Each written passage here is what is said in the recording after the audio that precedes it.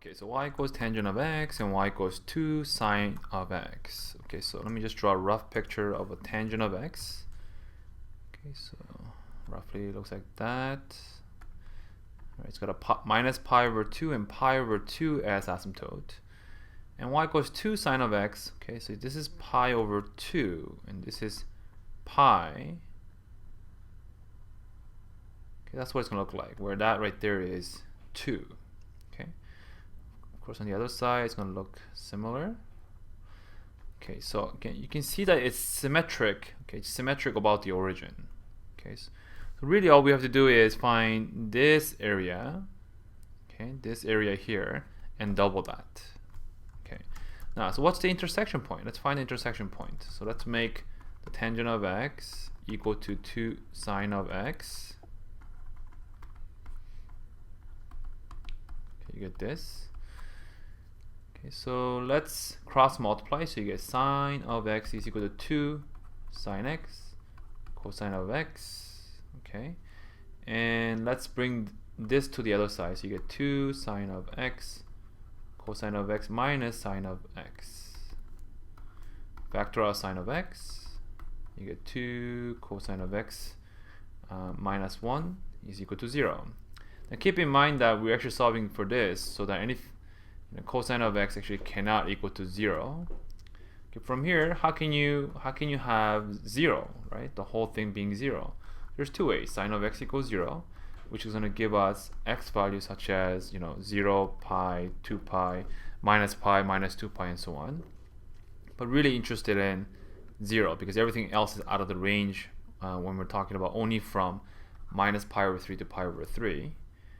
Okay, 2 cosine of x minus 1 is equal to 0, which means cosine of x is equal to half. Okay, cosine of x is equal to half when x is equal to pi over 3 actually. Okay, so this must be, where they intersect must be pi over 3. And the question actually told us to only look at from minus pi over 2 to pi over 3. So we know exactly what we have to integrate. We're going to integrate from 0 to pi over 3. Okay, in that region, the sine is right on top.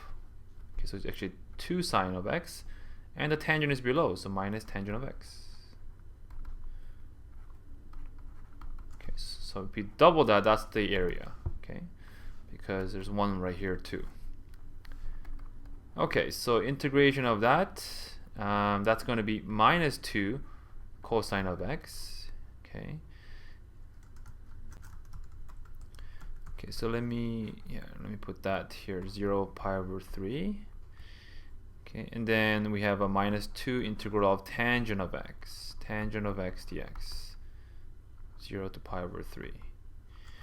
Okay, so tangent of x is actually integration by substitution. Okay, so tangent of x is sine x over cosine of x dx. If you let cosine of x equal to u, you get minus sine of x equal to du. Sine x dx is equal to du. So sine x dx equals minus du. Okay, so this is going to equal to minus du over u, which is minus ln of absolute value of u. Okay, which is same as minus u to the power of negative 1 if you use log law. So this is going to give us ln of 1 over cosine of u, cosine of x, which is the same as ln of secant x. Okay, secant x. So this one actually, I derived the whole thing here, but I highly recommend you memorize that because you just want to know, like, this is one of the most popular trig, right? After sine and cosine is the popular trig ratio. You want to know the antiderivative right away without having to derive it every single time, especially during a test time.